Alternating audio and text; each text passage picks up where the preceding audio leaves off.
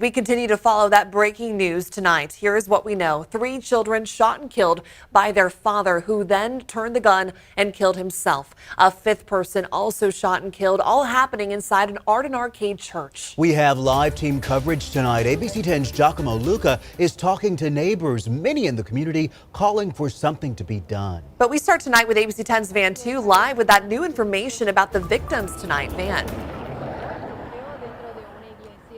Well, Madison, it is a tragic night here in Sacramento. Police now say that the father shot and killed his 3 daughters, ages 9, 10, and 13, plus another adult. This deadly mass shooting taking place inside this church behind me here in Arden Arcade, investigators describe as a targeted instance of domestic violence. Just beyond the police tape here on Wyda Way, you can see the church in Sacramento. That's the name of the church where this deadly shooting took place. The sheriff's office says for the father turning the gun on himself before police arrived. The total number dead, 5, all of them pronounced dead on scene, and their bodies have been taken away. We have learned that the father had a restraining order against him by the children's mother, so this was a supervised visit for him to see his children. The other adult who was shot and killed was a chaperone. The mother, we're told, was not here. She was out of town and has been notified by investigators. Now, because of that restraining order, the shooter should not have had a gun. Now investigators are digging into how he obtained the weapon. It's a tragedy, no matter how it unfolds. There's just no explanation of how these violence and domestic relationships go bad, especially when the victim, appears to do everything right and reach out for help.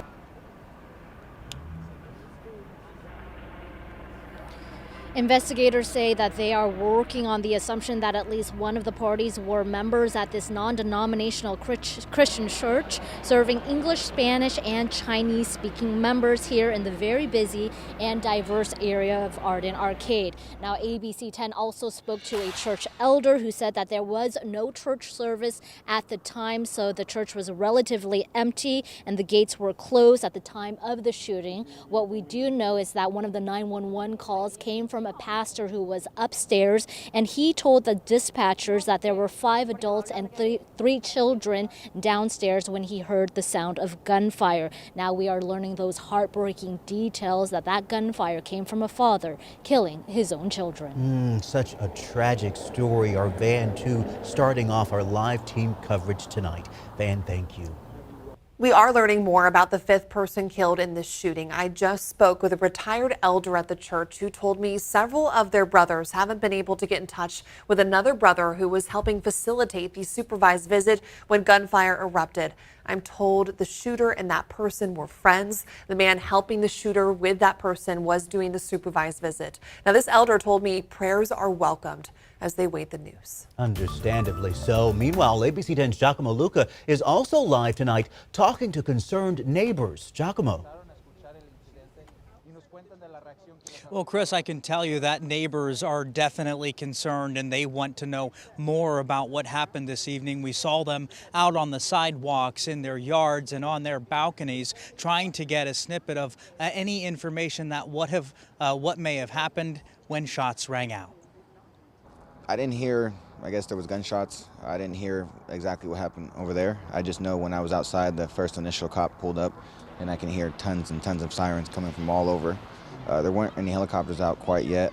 Nick Martinez watched as dozens of police officers descended on the church across the street from his home, having no idea at the time the horror that happened inside. Makes me feel like I want to let my kids know, like, I love them more, and let the people around me know, like, whether they say they're fine or not, I just want to make sure people, have the help that they need. 13-year-old Kayla Mendoza was alarmed to hear police helicopters circling her nearby home. She's reeling tonight after learning 3 of the victims were around her age.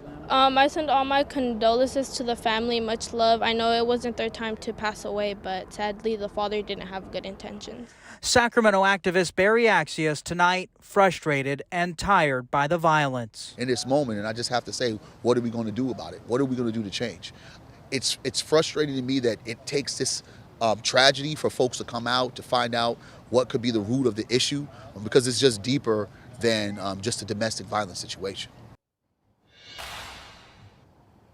It certainly is so much deeper than a domestic violence incident. Barry Axius calling tonight for a deeper look at these types of incidents to help prevent them from happening again. Chris, Madison. Oh, our Giacomo Luca with the neighbor reaction tonight. And again, as you can see behind Giacomo, those roads are still blocked off. Giacomo, thanks. Callers stating there's a man with a gun in the church shooting. Police dispatch audio revealing just how chaotic the scene was as officers responded to shots fired at a place of worship. He says he was upstairs. There's an unknown amount of kids in the church. Law enforcement from across the region converging on the church. Gunfire. I'm getting waved down right now. Officers quickly realized this was a mass shooting, but getting to the victims was challenging. I have multiple laying down on the ground. Going to be on the north side of the main building. Still trying to figure out how to get inside. Copy. They're on the north side of the main building. We're not inside yet. Once inside, an urgent call for emergency personnel. We're going to need multiple fire and EMS. But that too was no easy task. Emergency crews getting caught up in a sea of law enforcement. Ethan and Wyda is bad. It's blocked. There's too many patrol cars in the middle of the street. All the medics are facing eastbound and are going to egress eastbound Wyda to Howell. And Madison, all of that was happening as officers worked to confirm there was no other shooting suspect. It was a scary night for everyone involved. Yeah, it certainly was and continues to be as they are continuing to investigate. Again, this was an act of domestic violence. ABC 10's Andy Judson is standing by with more on this shooting and why domestic violence cases are surging around the world. Governor Newsom and Mayor Steinberg both released statements calling this a senseless act of gun violence. But this time, Newsom said it was in our own backyard, in a church with kids. But it's not the first mass shooting that has occurred here in Sacramento. One of the last mass shootings Sacramento saw was just over 3 months ago when shots erupted at the Royal Castle Banquet Hall near Foothill Farms in the North Highlands neighborhoods. 2 were killed and 5 others injured. This occurred in October during a Halloween party where it was estimated around 300 people were celebrating. As we all now know, this evening's shooting was domestic violence related, a father killing his children during a supervised visit. Domestic violence has upticked during the pandemic. Research from UC Davis said isolation and the extra stress and income loss caused by COVID has, quote, created an ideal environment for increased domestic violence, unquote. In April of 2020, the United Nations even called for urgent action to combat the worldwide surge in domestic violence. Now, a lot of times that domestic violence goes under the radar, but obviously tonight it's something we're all witnessing. If you need help with domestic violence, you can call the National Domestic Violence Hotline at 1-800-799-7233. Andy, thank you. Now, we plan to continue following this story in the days and weeks to come, so be sure to stay with ABC 10 for updates on air, online, and on the ABC 10 app. We'll have more later in the show.